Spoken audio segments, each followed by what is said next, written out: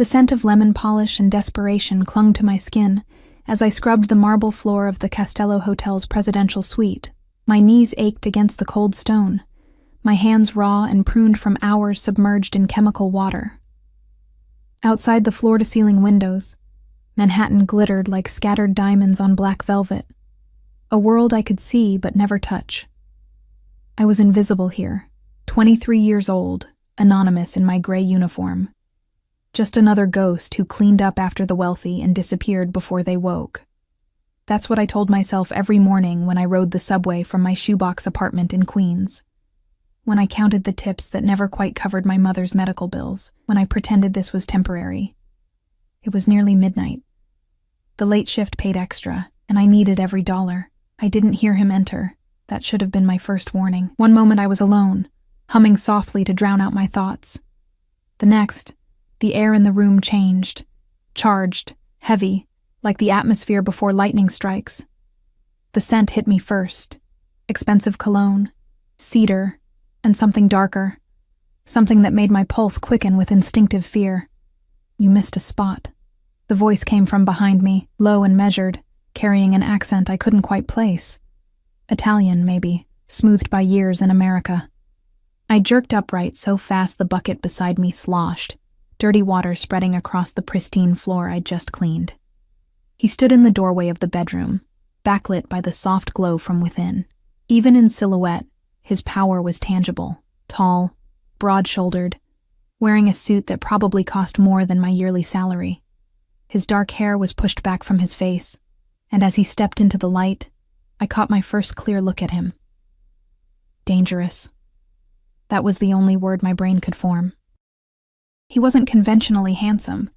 His face was too sharp for that, all severe angles and hard lines, with a scar that cut through his left eyebrow. But his eyes...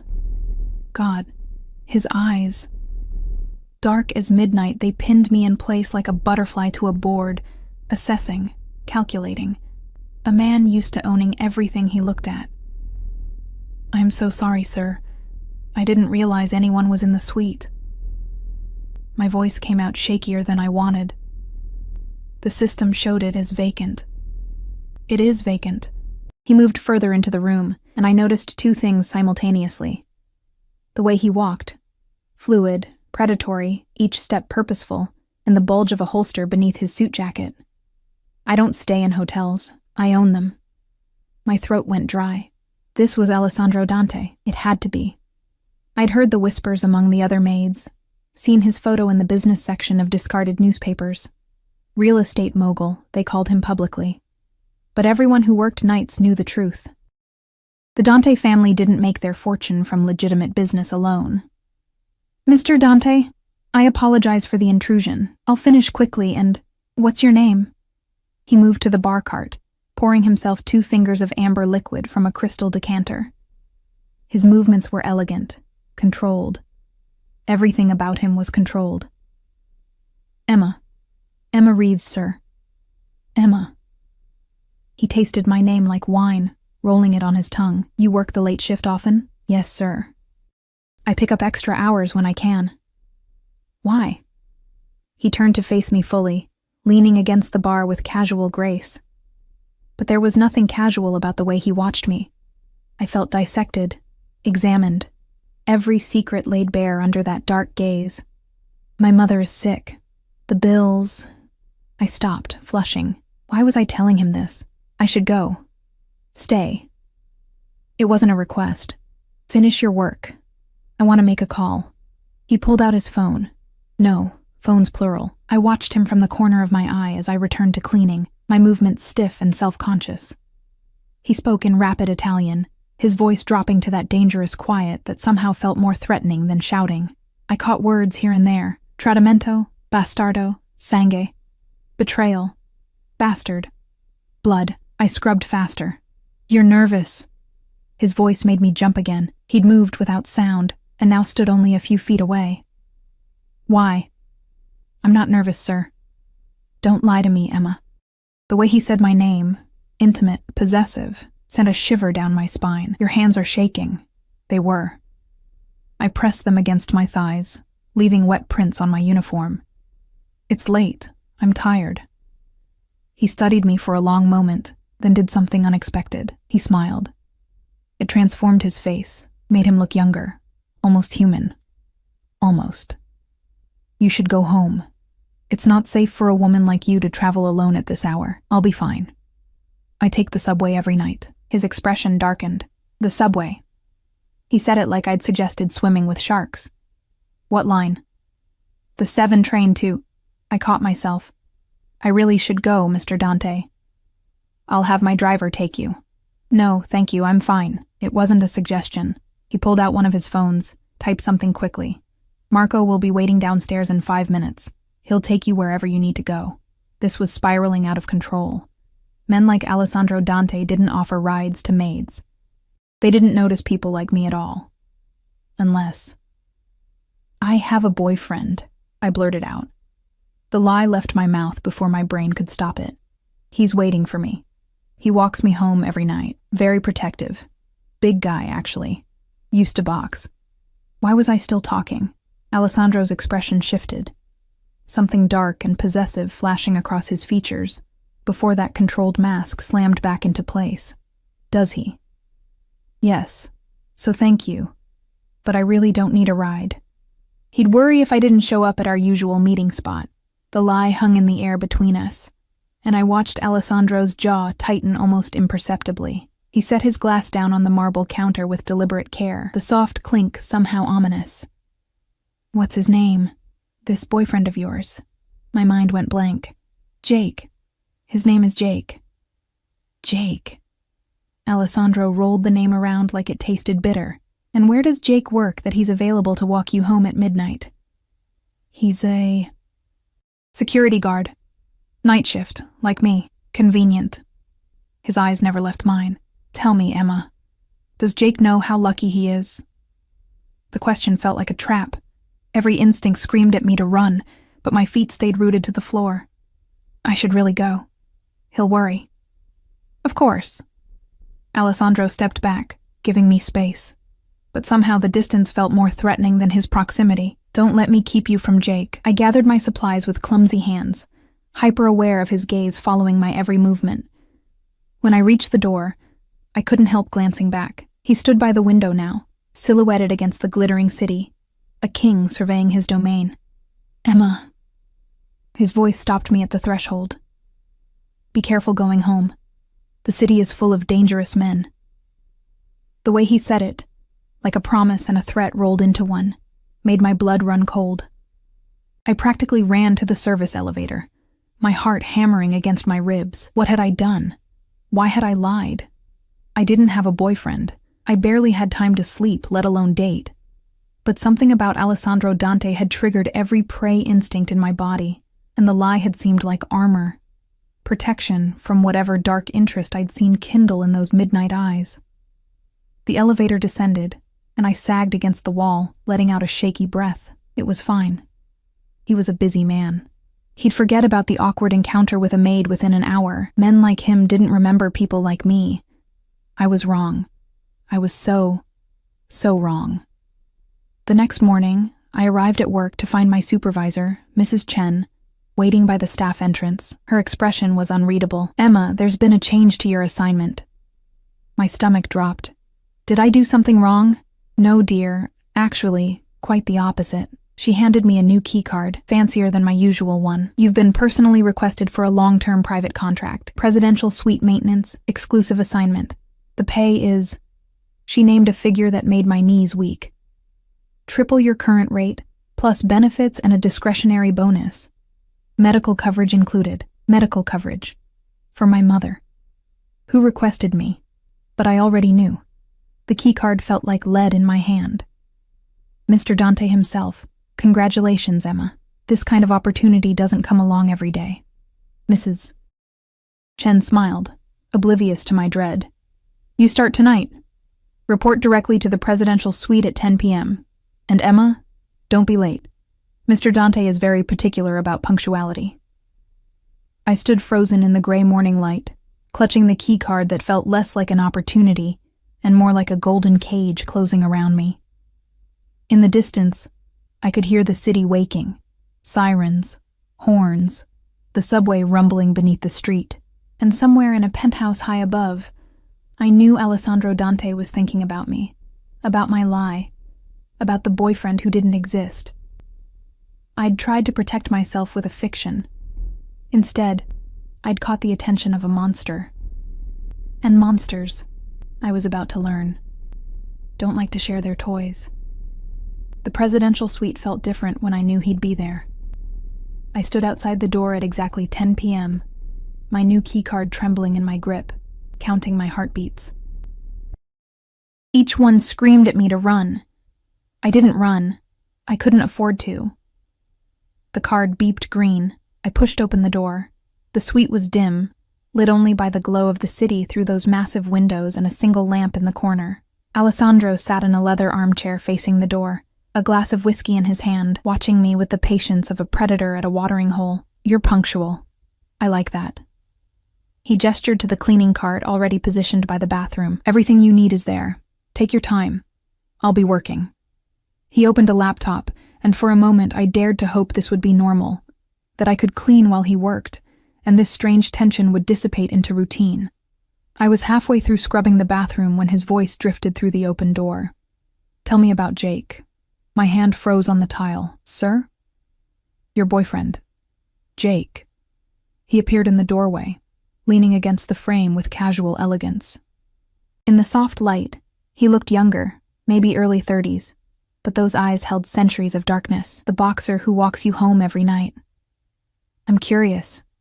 The lie I'd told felt like barbed wire around my throat. There's not much to tell. How long have you been together? 6 months.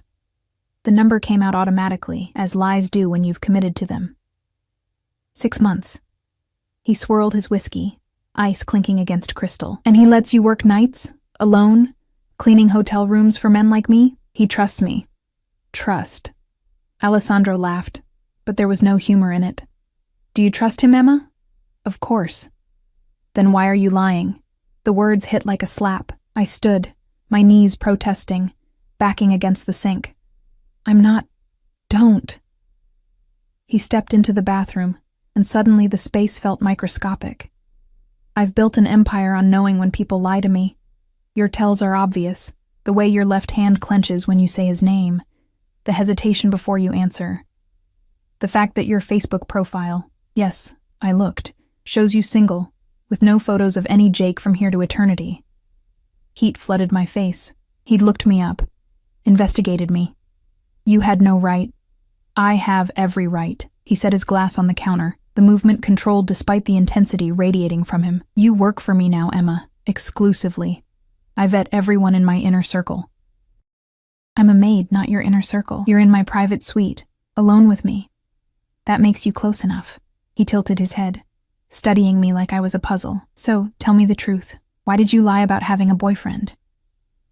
Because you terrified me. Because I felt like prey. Because men like you take what you want. And I needed you to think I belonged to someone else. I don't know, I whispered instead. Yes, you do. He reached out slowly, giving me time to pull away, and caught a strand of my hair that had escaped my bun. The gentleness of the gesture was somehow more unsettling than aggression would have been. You felt it too, that current between us, and it scared you. There's no current. You're my employer. I'm lying again. His thumb brushed my cheek, and I inhaled sharply. His skin was warm, calloused in unexpected places. A man who'd worked with his hands despite the expensive suits. But I'll let it go. For now. Because I'm a patient man, Emma, and I always get what I want eventually.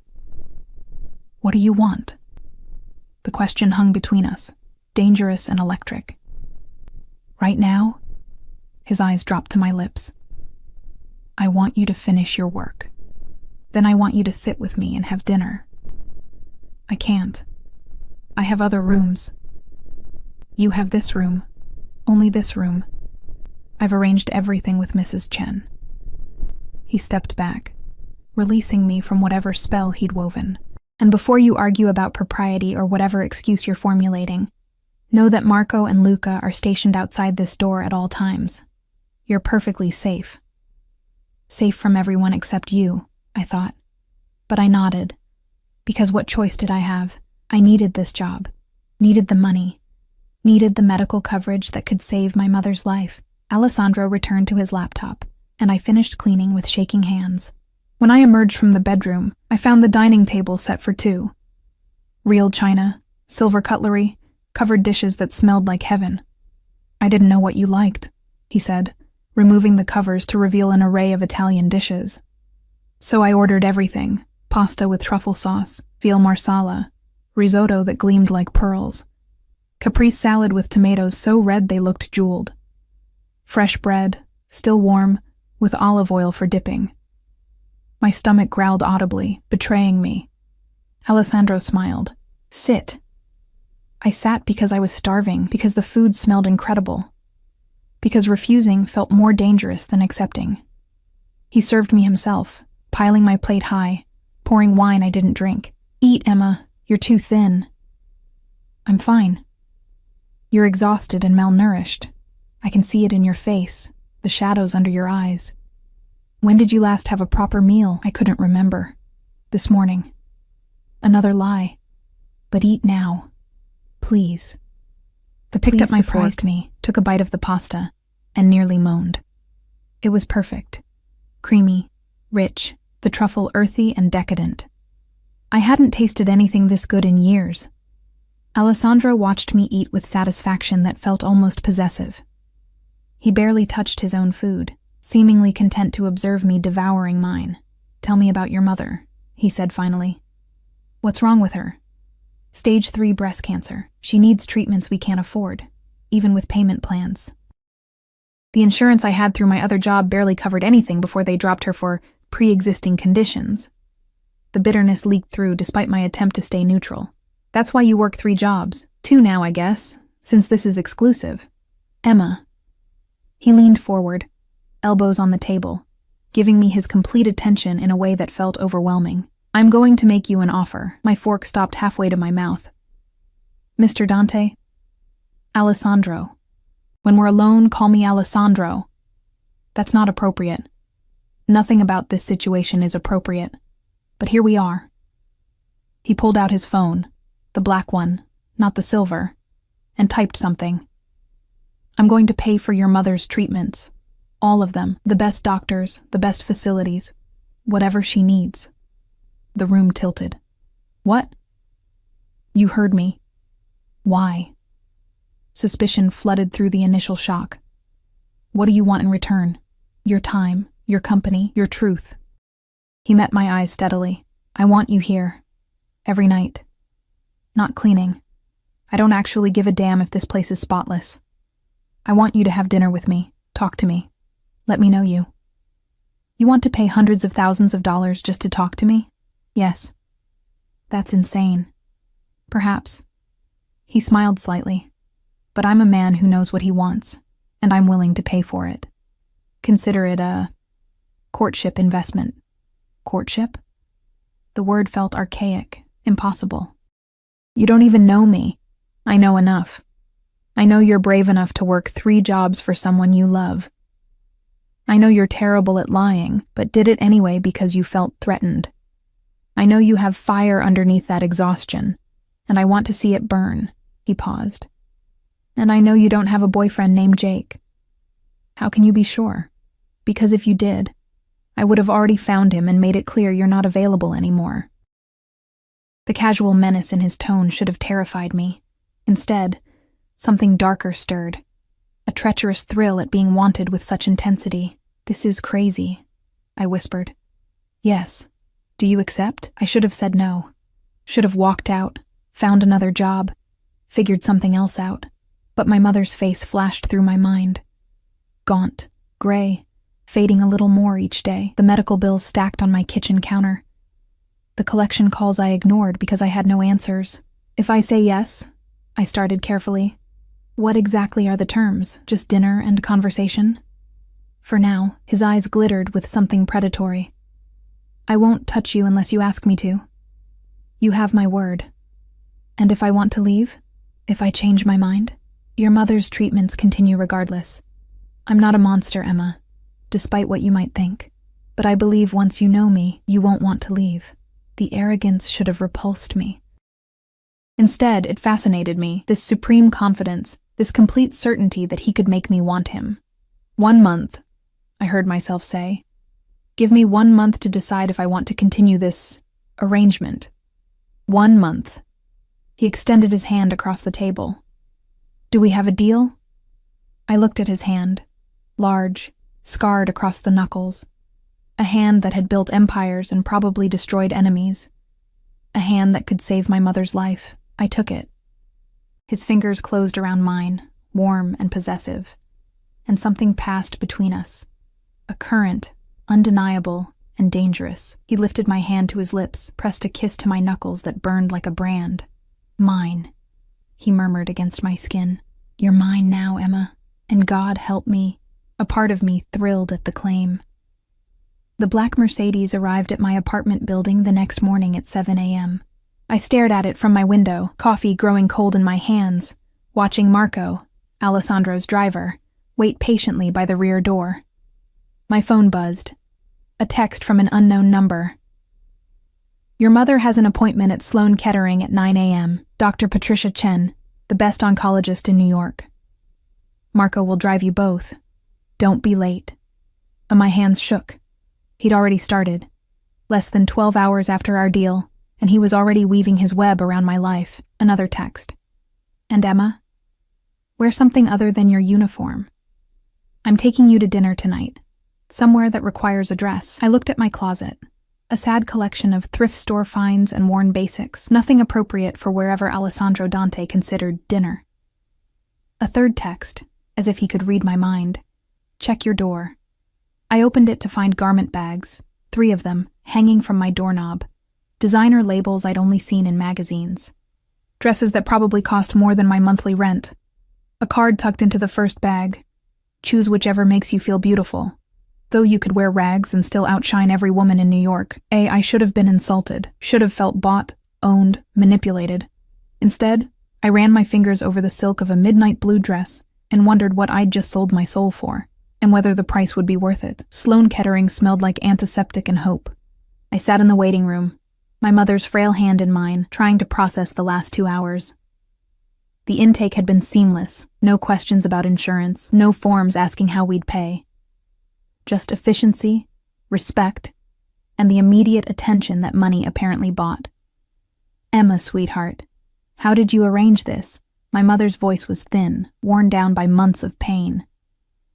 Dr. Chen is supposed to have a 2-year waiting list. I couldn't tell her the truth. Couldn't explain that I'd made a deal with a man who terrified and fascinated me in equal measure, who'd somehow inserted himself into my life like he'd always belonged there. I got a new position, I said carefully. Better benefits. They pulled some strings. She squeezed my hand, tears glistening in her eyes. I'm so proud of you, baby. So proud. Guilt twisted in my stomach. What would she think if she knew that her daughter had agreed to spend her evenings with a man whose last name was synonymous with organized crime, whose dark eyes promised both protection and possession? Dr. Chen called us back, and for the next hour, I listened to words like aggressive treatment protocol and promising prognosis, and we caught it just in time. My mother cried. I cried. And somewhere in a penthouse across the city, Alessandro Dante had probably already moved on to his next acquisition, his next power play. Except he hadn't. When we emerged from the appointment, Marco was waiting, holding the car door open, but he wasn't alone. Alessandro stood beside the Mercedes, hands in his pockets, looking impossibly out of place against the hospital's stark facade in his 3-piece suit. My mother froze. Emma? Who is that? My employer, I managed. Mr. Dante, you didn't have to. I wanted to meet the woman who raised someone so remarkable. He approached us with that fluid grace, extending his hand to my mother. Mrs. Reeves, it's an honor. I'm Alessandro Dante. My mother took his hand, visibly flustered. Even diminished by illness, she recognized power when she saw it. Mr. Dante, I don't know how to thank you for what you've done. The doctors, this facility, your daughter's work ethic and dedication have been invaluable to my organization. This is simply ensuring her peace of mind so she can continue to excel. The lie rolled off his tongue smoothly, practiced. Please, let Marco drive you home. Emma will be along later. We have some business to discuss. It wasn't a request. My mother looked between us, confusion and concern flickering across her face, but she was exhausted, wrung out from the appointment, and the comfortable car beckoned. All right. Emma, call me later.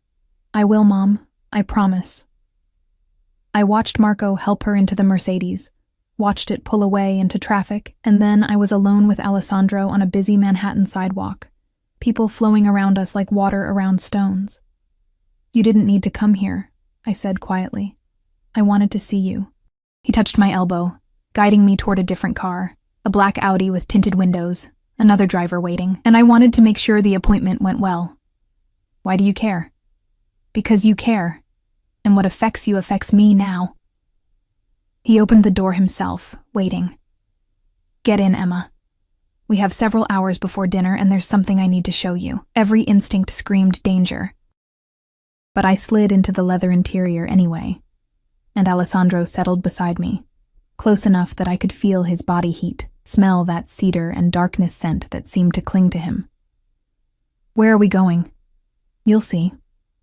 We drove through Manhattan, then over the bridge into Brooklyn. The neighborhoods grew progressively rougher, the buildings more worn, until we pulled up in front of a community center that had seen better decades.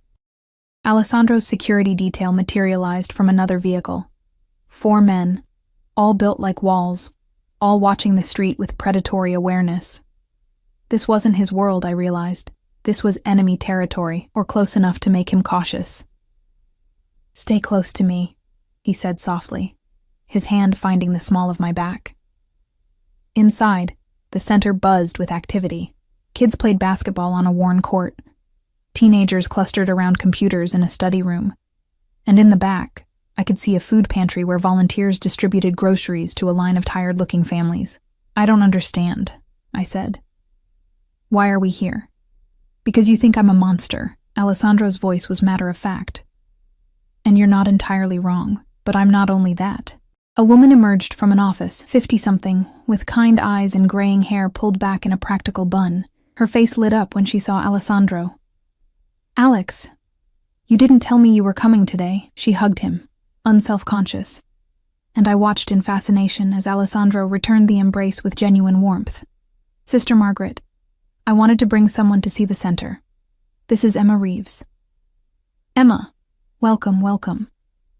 Sister Margaret's handshake was firm. Alex has told me about you. He has? I shot him a look. I told her I'd found someone who reminded me why this place matters. Alessandro's dark eyes held mine. Sister Margaret runs this center. It provides after-school programs, job training, food assistance, and safe spaces for kids in the neighborhood. Kids like I used to be. Sister Margaret smiled. Alex doesn't like to talk about where he came from, but he's never forgotten. This center was going to close 5 years ago. The city pulled funding. Alex bought the building, established a trust, and now we can help 3 times as many families. I looked at Alessandro with new eyes. You did this? Everyone deserves a chance to be more than their circumstances. Something haunted flickered across his face. I didn't have that growing up. My father was a drunk who beat my mother. We lived in places that made your apartment look like a palace. If it hadn't been for a place like this, for people who saw potential instead of poverty, he trailed off. Let's just say I wouldn't be here. And the other part? I asked quietly. The part that's not community centers and charity? His jaw tightened. Also necessary. The world isn't black and white, Emma. Sometimes you have to become a monster to protect what matters.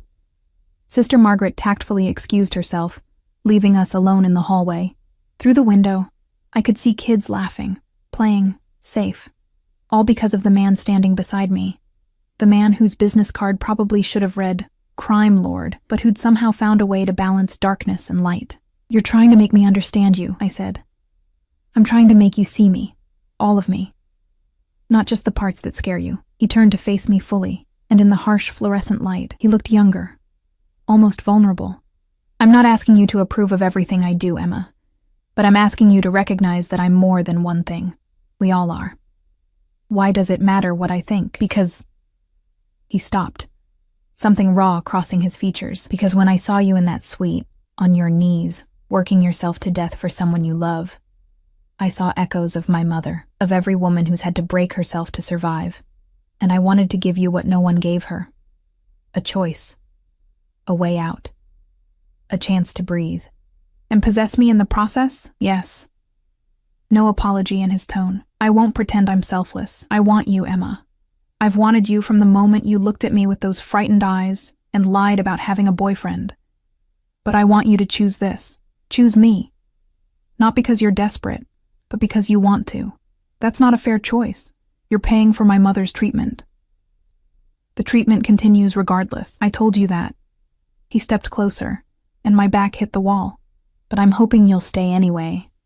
Hoping you'll see past the fear to what else is there. And what's there? My voice came out breathless, something neither of us expected. His hand came up, cupping my face with surprising gentleness. Something that scares me as much as it scares you. Before I could respond, one of his security team appeared at the end of the hallway, his posture tense. Boss, we need to move. Volkov's men were spotted 2 blocks over. Alessandro's entire demeanor shifted, from vulnerable to lethal in a heartbeat. Get Emma to the car. Now. What's happening? I asked as a guard gripped my arm, not roughly but firmly. Nothing you need to worry about. Alessandro was already walking toward the front entrance, his hand going to something beneath his jacket. Marco will take you home. I'll see you tonight for dinner. Alessandro. He looked back, and the smile he gave me was sharp as a blade. Don't worry, Kara. This is just business. I'll be fine. I was hustled into the Audi before I could protest, the door slamming shut. Through the tinted window, I watched Alessandro confer with his men, watched them move into defensive positions, watched him transform into exactly what the world thought he was, a predator, dangerous and lethal. The car pulled away, and I craned my neck to keep watching until we turned the corner and he disappeared from view. My phone buzzed. A text from him. The blue dress. Wear the blue one tonight. It will match your eyes when you're angry with me. Despite everything, the fear, the confusion, the moral ambiguity of this entire situation, I smiled. And that's when I knew I was in real trouble. I stood in my tiny bathroom, staring at my reflection in the mirror.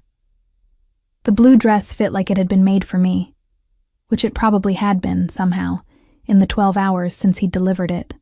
Silk that whispered against my skin, a neckline that was modest but hinted at curves I usually hid, a hem that ended just above my knees. I looked like someone else, someone who belonged in Alessandro's world. My phone buzzed. Marco is downstairs. Are you ready? No, I wasn't ready. I'd never be ready for what was happening, for the way this man had invaded my life and rearranged all the pieces. But I grabbed the matching clutch he'd provided, checked that my mother was settled for the evening, already drowsy from the new pain medication Dr. Chen had prescribed, and headed downstairs. The restaurant was in Tribeca, all exposed brick and soft lighting, the kind of place where you needed a reservation months in advance, but Alessandro was already there when I arrived, standing as I approached the table, his eyes darkening as he took in the dress. Bellissima, he murmured, taking my hand and kissing it. I knew that color would be perfect on you.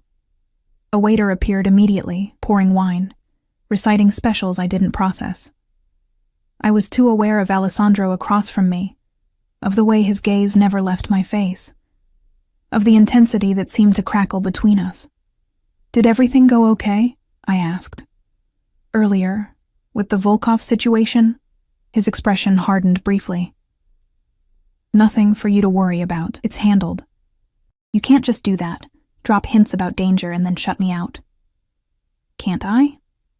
But there was amusement in his eyes now. Very well. Dmitry Volkov runs the Russian operations in Brighton Beach. We have a complicated history. He's been encroaching on territory that isn't his, and I needed to remind him of boundaries. Remind him how? Do you really want to know, Emma? I thought about it. Did I? Could I reconcile this man, who bought dresses and paid for cancer treatments and ran community centers, with whatever violence the answer might contain? No, I admitted finally. Not yet. Honest. Good. He reached across the table, his fingers tracing patterns on my wrist. Ask me something else. Anything else. Why me? And don't give me that line about seeing your mother in me. There are thousands of struggling women in New York. Why am I different? He was quiet for a long moment, his thumb still moving against my pulse point, probably feeling how fast my heart raced. You want the truth? Always. I don't know. The admission seemed to cost him. I've been with beautiful women, powerful women, women who understood my world and wanted into it. But you, when you looked at me with fear and then lied to protect yourself, something in me woke up, something possessive and primitive that I didn't know I had. I wanted to be the one you ran to instead of from, wanted to be your safety instead of your threat. That's not healthy. No, it's not, but it's true. His eyes held mine.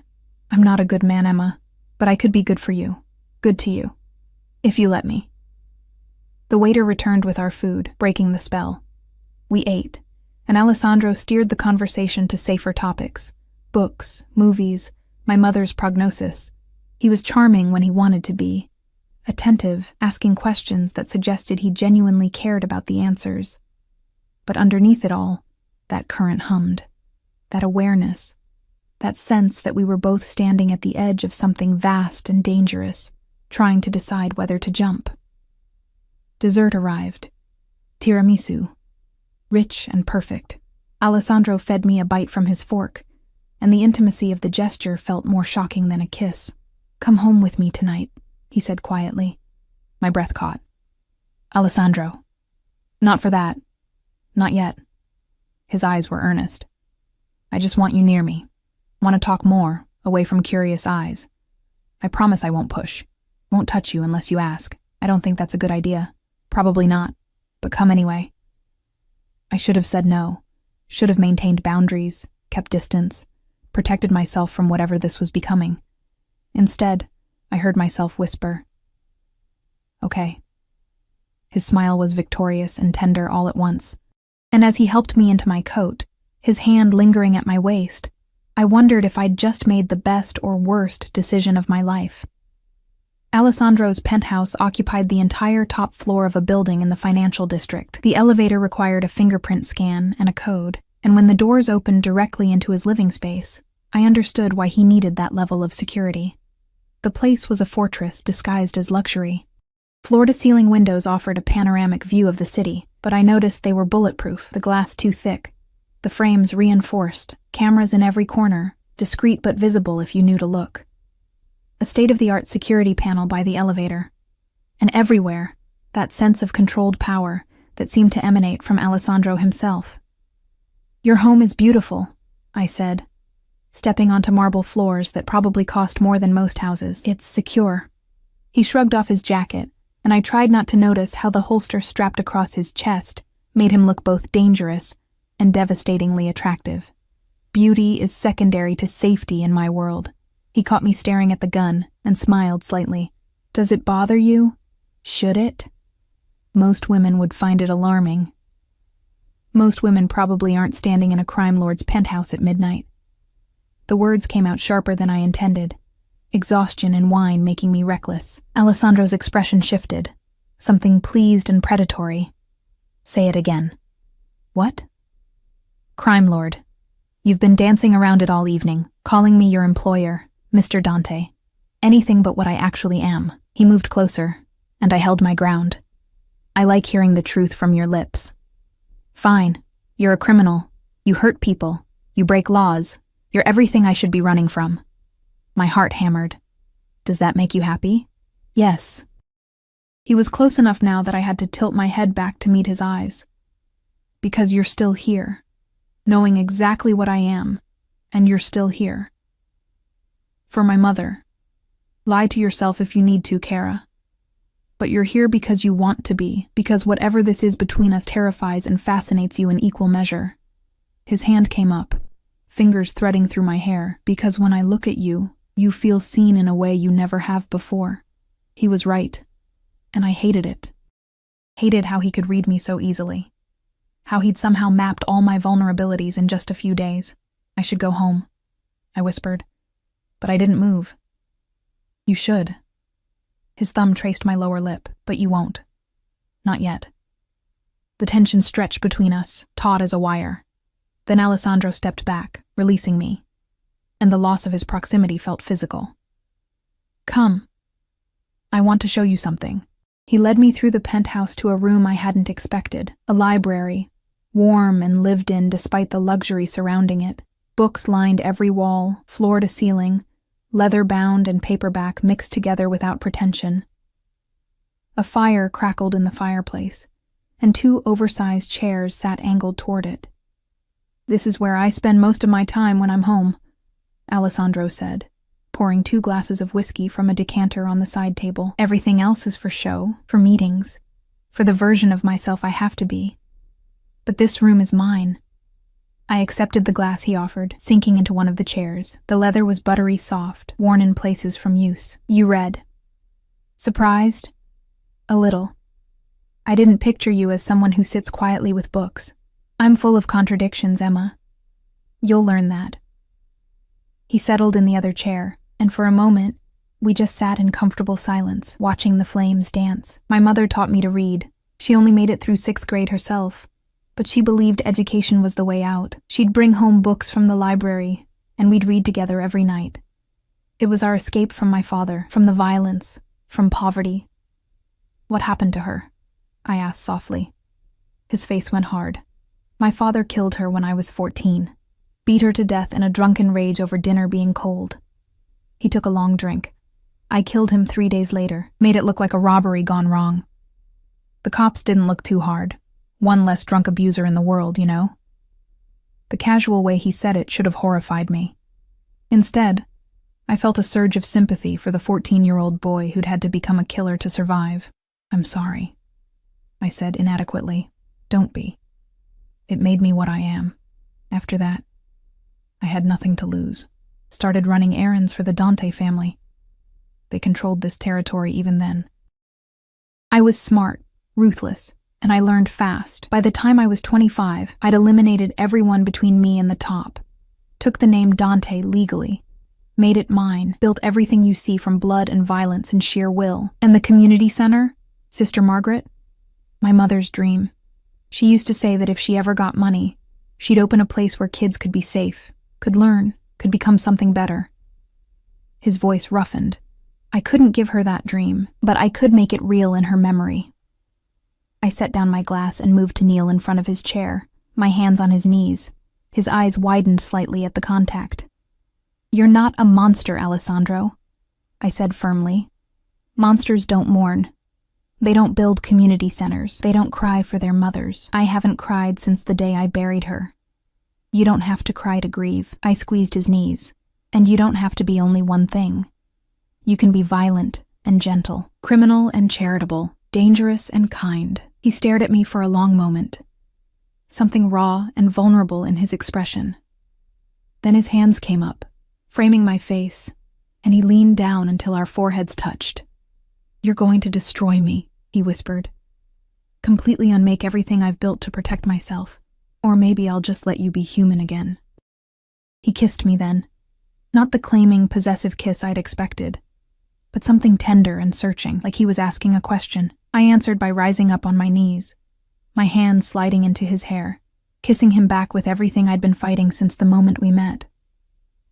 When we finally broke apart, both breathing hard, Alessandro rested his forehead against mine again.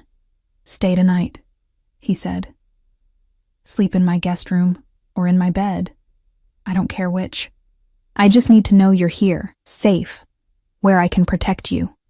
Protect me from what? His jaw tightened. From the consequences of being mine.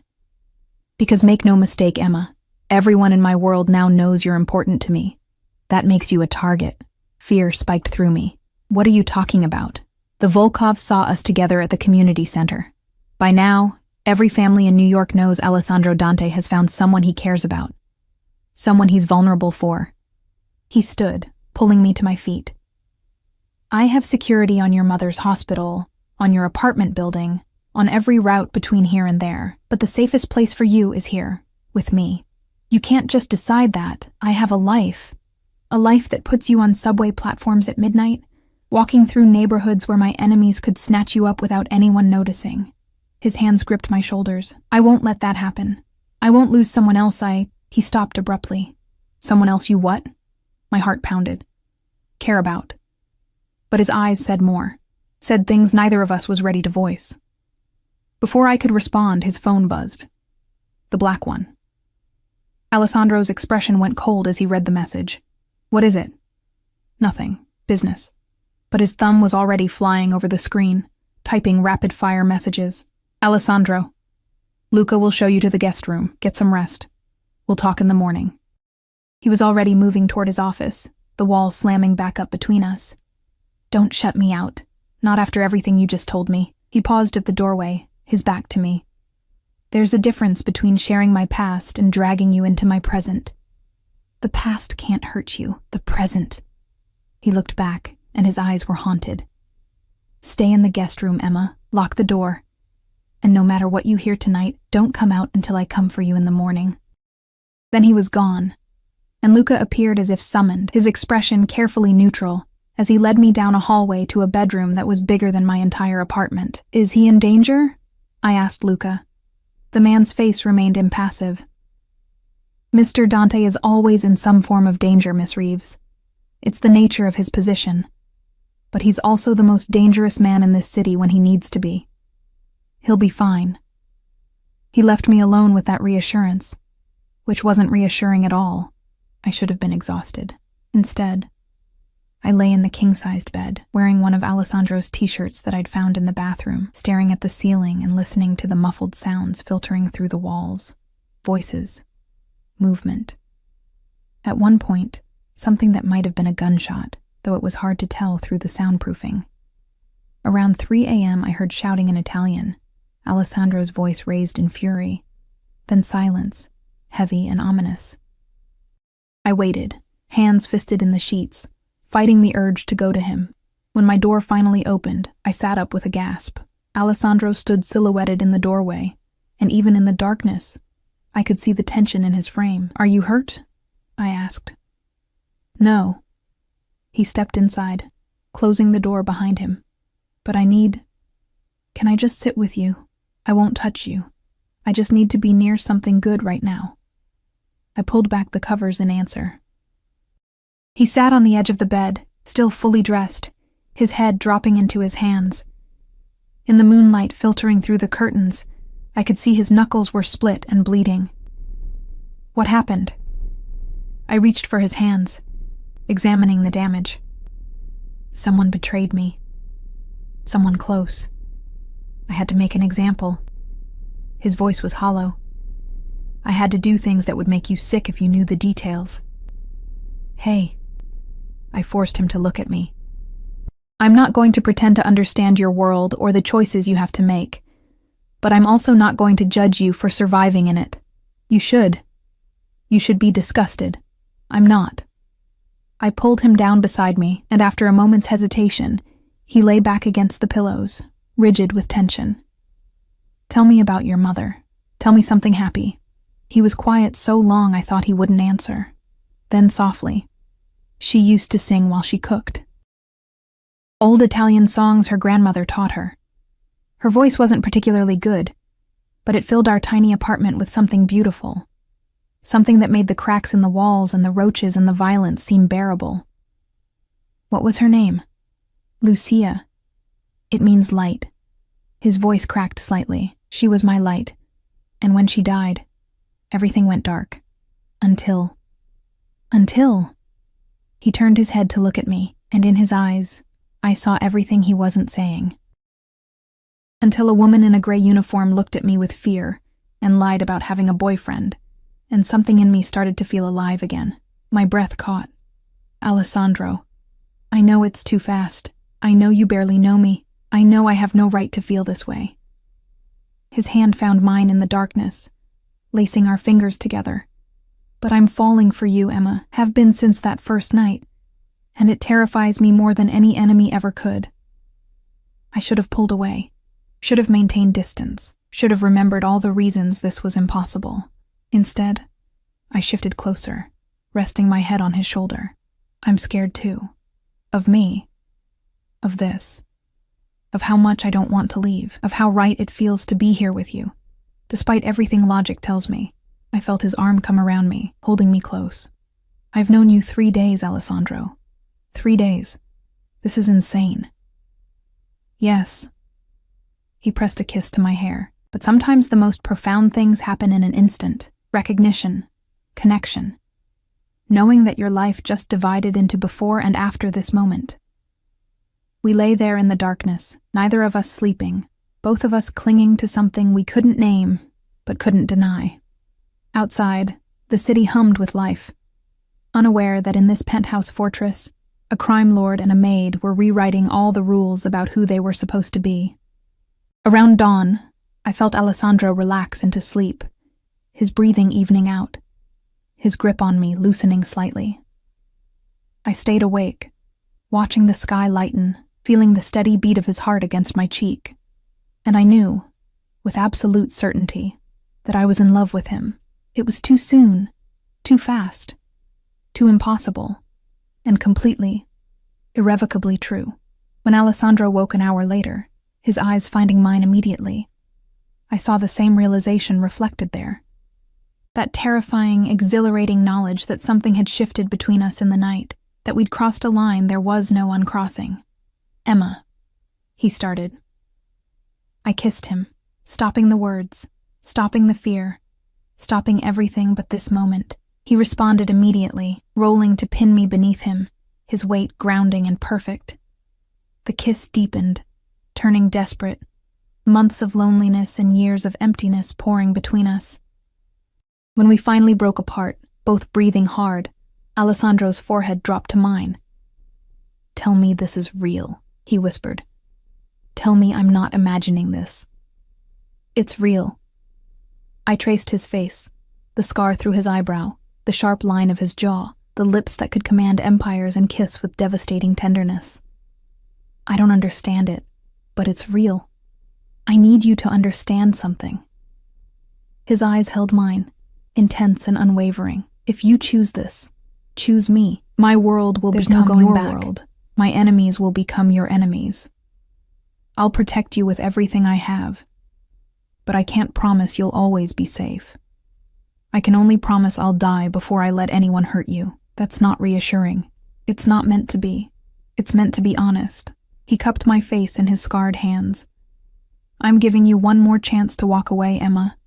After this, you're mine completely. And I'm a possessive, jealous, overprotective bastard who won't share well with anyone, not even your independence. I should have been insulted by the arrogance, should have asserted my autonomy, my right to choose my own path. Instead, I pulled him down for another kiss and whispered against his lips, "Then stop giving me chances to leave and make me yours already." His smile was fierce and tender all at once. "As you wish, il mio cuore. As you wish." 3 weeks later, I stood in Alessandro's penthouse wearing one of his shirts and nothing else, watching the sun rise over Manhattan while he conducted business in his office. My coffee had gone cold, but I didn't move to reheat it. I was too busy marveling at how completely my life had transformed. My mother was thriving. The treatments were working, her color returning, her strength rebuilding day by day. She'd moved into a comfortable apartment Alessandro owned. "Empty anyway," he'd said, as if luxury 2 bedrooms in Midtown were just lying around unused. She asked fewer questions now, choosing to accept the miracle of her recovery rather than examine its source too closely. I'd quit my other jobs. Alessandro had been furious when he found out I was still working at a diner during the day, risking exhaustion and exposure. We'd fought about it, our first real fight, and I'd learned that his protective instincts bordered on obsessive, but I'd also learned that he'd listen, eventually, when I explained that I needed some form of independence, something that was mine alone. We'd compromised. I enrolled in online classes, working toward the degree I'd abandoned when my mother got sick. Alessandro paid for it without blinking, just added it to the list of things he gave me freely. Safety, comfort, education, a future I'd stopped believing I could have. And in return, I gave him something he'd never had. A home. The penthouse felt different now, warmer. I'd added plants to the stark spaces, books I liked to his library, music that filled the silence. I cooked for him when he'd let me, fought with him when he was being autocratic, loved him with an intensity that sometimes scared me. Because I did love him. Completely. Irrevocably. The man who could be ruthless in business and tender in bed, who ran an empire built on violence but donated millions to children's charities anonymously, who'd killed his first man at 14 and cried in his sleep sometimes, calling for his mother. You're thinking too loudly. I turned to find Alessandro leaning against the doorway, watching me with those dark eyes that still made my breath catch. He'd showered after his call, his hair damp, wearing only pajama pants that rode low on his hips. 3 weeks together, and the sight of him still made heat pool in my stomach, just reflecting on how insane my life has become, I said. Regrets? He moved toward me with that predatory grace, sliding his arms around my waist from behind. Not a single one. I leaned back against his chest. How did the call go? The Volkovs have agreed to a sit-down. Neutral territory. Next week. He pressed a kiss to my neck. It's progress. And the traitor? His arms tightened slightly. Dealt with. You don't need details. I'd learned not to push on matters like this. There were parts of Alessandro's world I couldn't touch, wouldn't understand, and probably didn't want to know. He protected me from the worst of it, and I let him, because some truths would poison what we'd built. I need to tell you something, he said quietly. My stomach clenched. That sounds ominous. Not ominous, just important. He turned me to face him, his expression serious.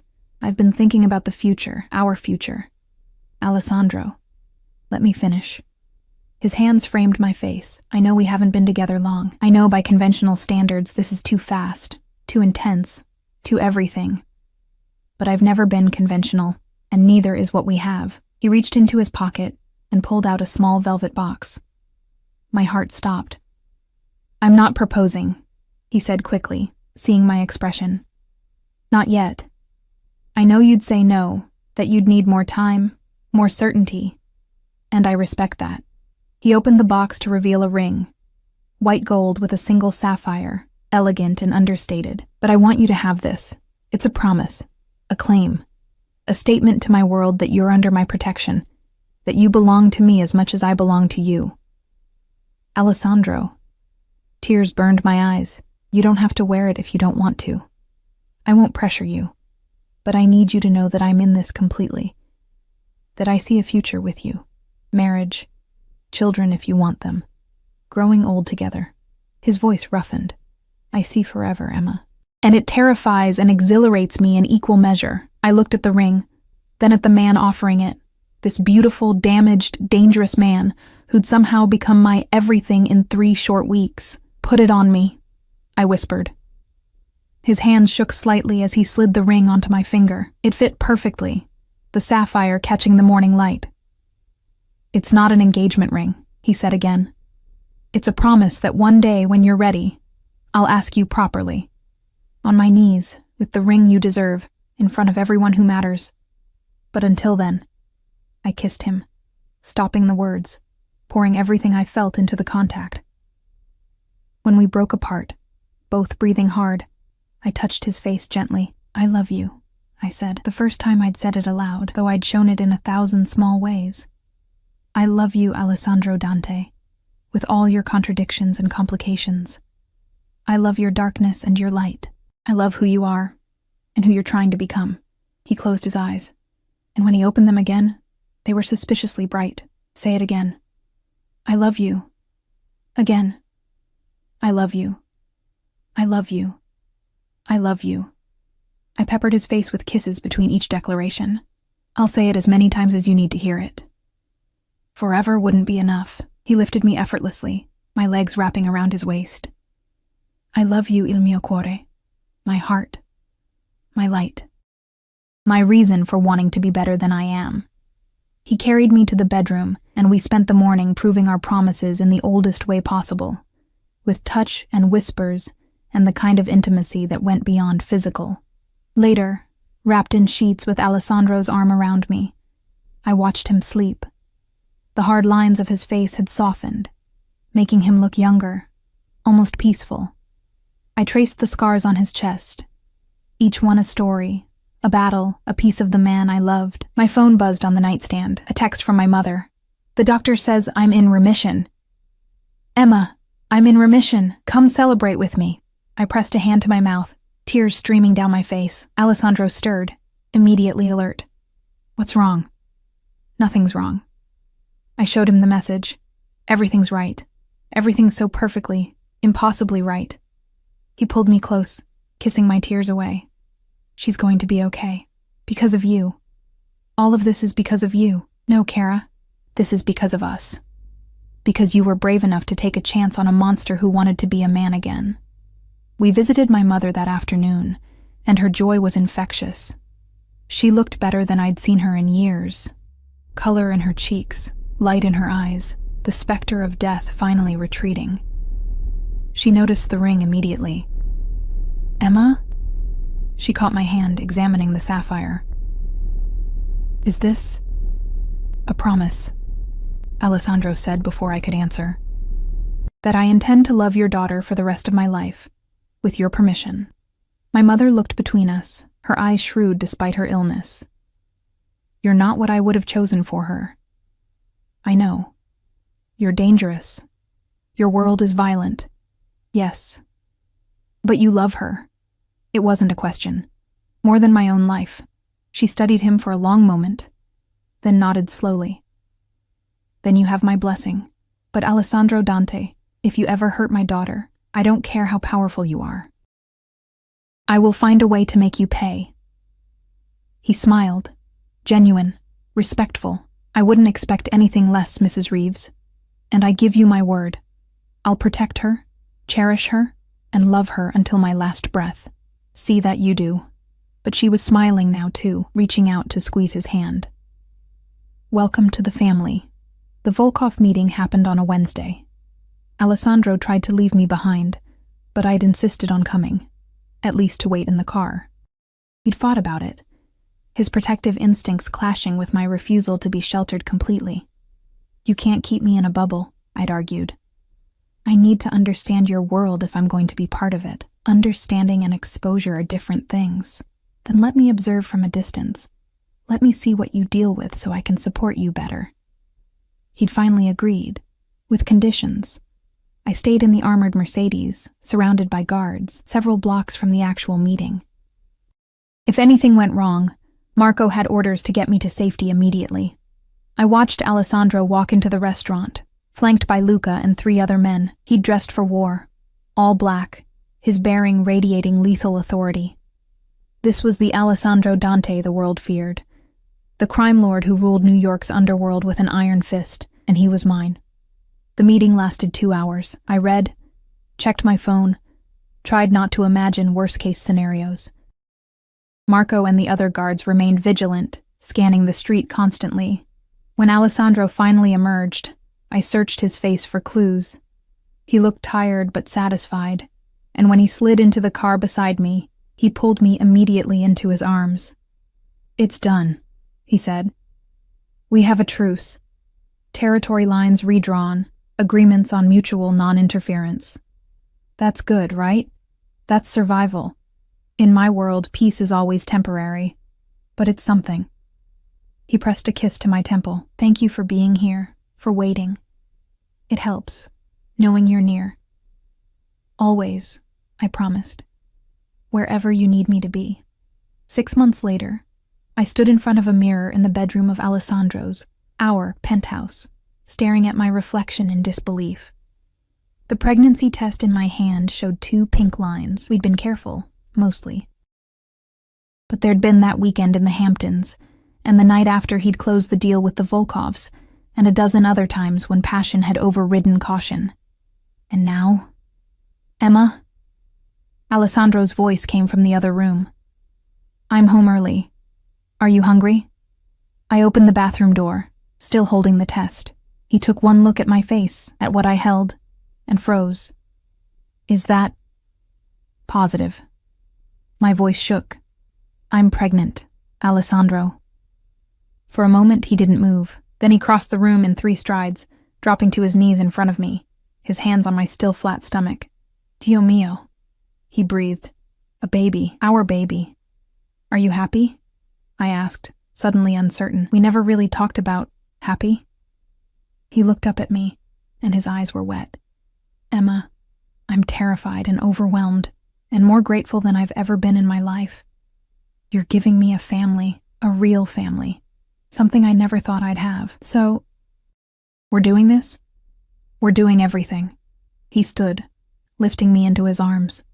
We're getting married. Properly soon. We're making this baby's world as safe as I can possibly make it, and we're building the life my mother dreamed of, the one she never got to have. In that order? I laughed through tears. In whatever order you want, amore mio, as long as you're by my side. We married 2 weeks later in a small ceremony at the community center, Sister Margaret officiating. My mother cried happy tears, and even Alessandro's hardened men looked touched. The reception was larger, a necessary political event where Alessandro's allies came to pay respects and see the woman who'd changed him. I wore white, carried lilies, and promised to love a man who was equal parts darkness and light. Alessandro promised to honor, protect, and cherish me, his voice steady despite the emotion in his eyes. When we kissed, sealing our vows, I felt complete in a way I'd never imagined possible. Our daughter was born 7 months later, perfect and healthy, with Alessandro's dark hair and my blue eyes.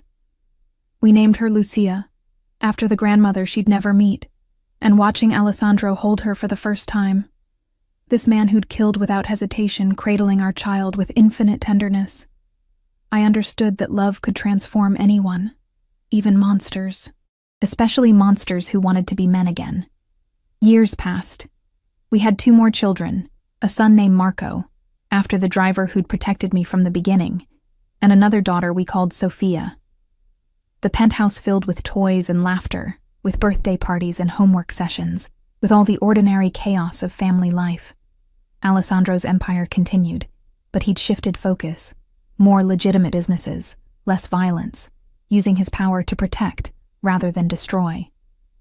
He'd never be completely clean, but he tried. For our children. For me, for the man he wanted to be. My mother lived long enough to see all 3 grandchildren, to watch me graduate with my degree, to tell me she was proud of who I'd become. She passed peacefully in her sleep, 5 years after her diagnosis, and Alessandro held me through the grief, understanding loss in a way few others could. The Volkovs remained allies, mostly.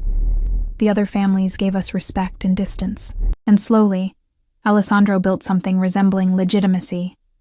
Enough that our children could choose different paths if they wanted, could be something other than what their father had been forced to become. One night, nearly a decade after we'd met, I found Alessandro in the library, surrounded by our children. Lucia sat on his lap, reading aloud from a book while Marco and Sophia played chess nearby. The fire crackled, and for a moment, I just stood in the doorway, memorizing the scene. Alessandro looked up and smiled, that rare, genuine smile that transformed his whole face. "Come join us, amore." I settled into my usual chair, watching my family, and thought about the scared maid who'd lied about having a boyfriend to escape a dangerous man's interest, about how that lie had been the beginning of everything. Love, family, a life richer than any I'd dreamed possible. "What are you thinking about?" Alessandro asked later, after the children were asleep and we lay tangled together in bed. "About fate. About how one small lie changed everything. About how a woman in a gray uniform changed a monster into a man," he countered, pulling me closer. "You were always a man, Alessandro. You just needed someone to see it. And you were always extraordinary. You just needed someone to show you we'd both been right, in our own ways. And we'd both been transformed by finding each other. 2 people who should never have connected, building something beautiful from impossible circumstances." Years later, when Lucia asked how her father and I met, Alessandro would laugh and tell her the truth. That her mother had lied to him on the very first night, and he'd fallen in love with her courage. That sometimes the best things in life start with fear and end with forever. And I'd add that sometimes monsters just need the right person to see their humanity. That love doesn't always make sense, doesn't always follow rules, doesn't always come in packages we recognize. But when it's real, when it's true, it transforms everything it touches. The ring Alessandro had given me so many years ago still sat on my finger, the sapphire catching light. It had been joined by a wedding band, by the weight of the years, by the life we'd built together. I'd started as a maid who'd lied about having a boyfriend. I'd become the wife of New York's most dangerous man, the mother of his children, the keeper of his heart. And I wouldn't change a single moment of the journey that had brought us here. Not one. "I love you," Alessandro murmured against my hair, his arms secure around me. "I love you too," I whispered back. "Forever." And in the darkness of our bedroom, surrounded by the life we'd created from impossible beginnings, we held each other close and dreamed of all the tomorrows still to come.